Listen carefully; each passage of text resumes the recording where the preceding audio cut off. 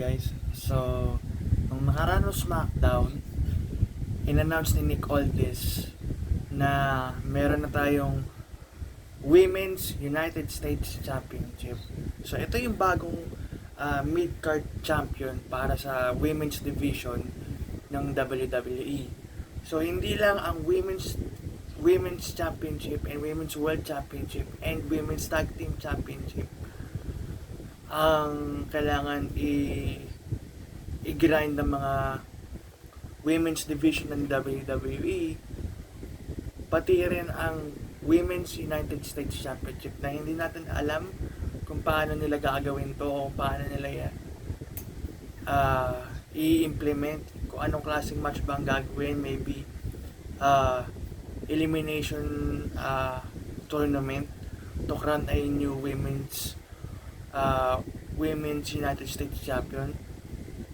And hindi pa natin alam kung sino talaga magiging first Women's United States Champion dito. So, yun ang pinaka maganda na yun sa WWE. Ipinapakita na hindi lang dapat ang men's division na merong intercontinental Women's United States Champion, pati rin dapat ang women's division ng WWE.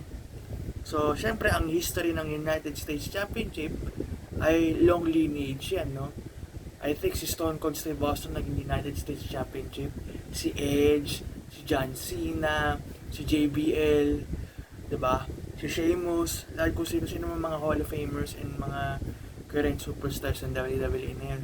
Pero dito, for the first time in women's wrestling history,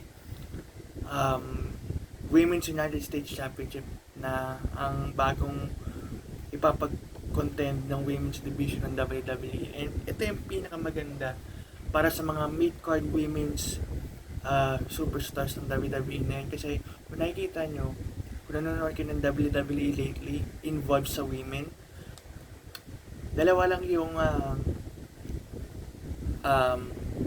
championship na ginagrind ng, tatlong championship ang ginagrind ng women. So basically, yung Women's Championship, yung Women's World Championship, and yung Women's Tag Team Championship na yun, ito na yung fourth, which is basically yung mid-card champion, yung Women's United States Championship. No? And yeah, ito yung pinakamagandang decision making na ginawa ng WWE and ni Nick Aldis. Kayo guys, anong reaction nyo dito sa Women's World Championship na nilabas ng WWE? Let me know in your thoughts in the comments below, guys. And for more wrestling related news and videos, especially within gaming, follow nyo na ako dito sa TikTok. Peace, let's go!